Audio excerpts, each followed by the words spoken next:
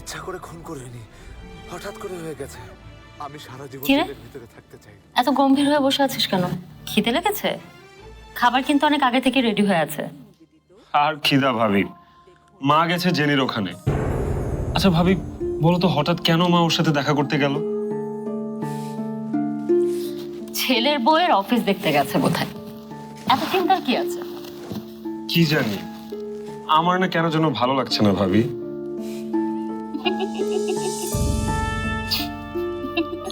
বিয়ে ঠিক হলে সব ছেলেরা একটু বড় মানুষ হয়ে যায়। এখন তুই হয়েছিস, এখন তোর চিন্তা হয়, দুশ্চিন্তা হয়। হয় হয়, তুমি বুঝবে না। জেনির ধর্ম যদি... মানুষটাকে তো ভালোবেসেছিস রবিন, তাহলে এই ধর্মের ব্যাপারটা আসছে কেন? ভালোবেসেছি বলেই তো আসছে ভাবি। ভয় পাচ্ছি এটা আবার না কোনো বাধা হয়ে দাঁড়ায়। কালকে হলুদ আর আজকে উনি বসেছে বাধা ভাবতে। এই ফুপু অনেক সহজ মানুষ, তুই এত চিন্তা করিস না তো।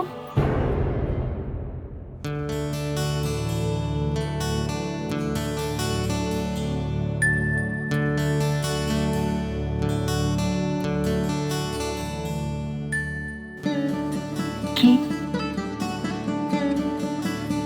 বুঝছি, মায়া যেন কই গেছে সেই জন্য তার মন খারাপ।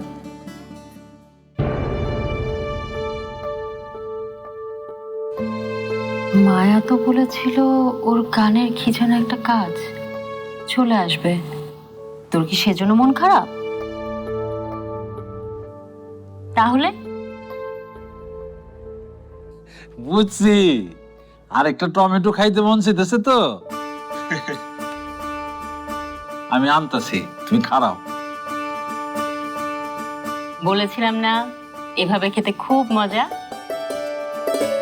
তোমার তো গ্রামে থাকা উচিত ছিল। কথা কি গ্রামে যাবি? আমি আর তুই একসাথে গ্রামে।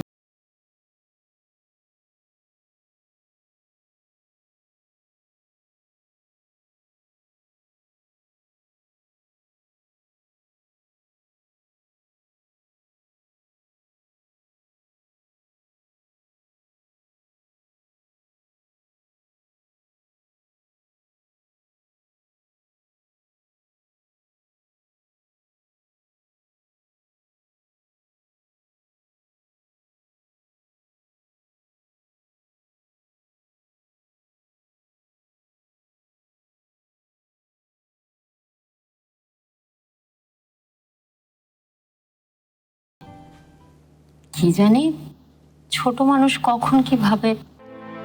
ওরা না আমেরিকা থাকতো ভাবি। মায়া আপা তো তেমনই বলেছিল, তাই না?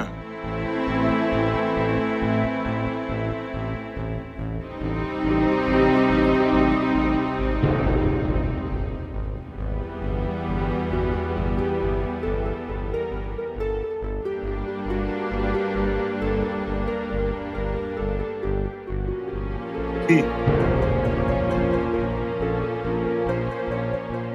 ও ভাবিকে দেবো?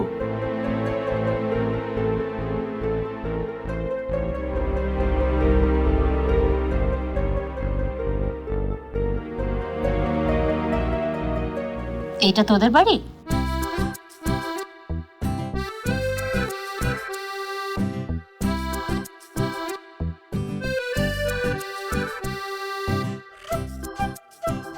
এখানে আমাকে নিয়ে যাবি?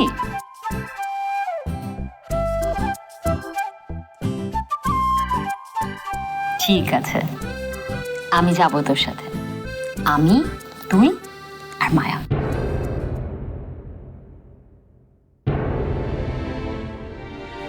শুধু আমি আর তুই যাব?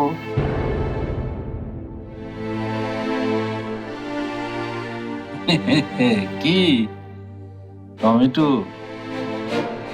দিব আরেকটা?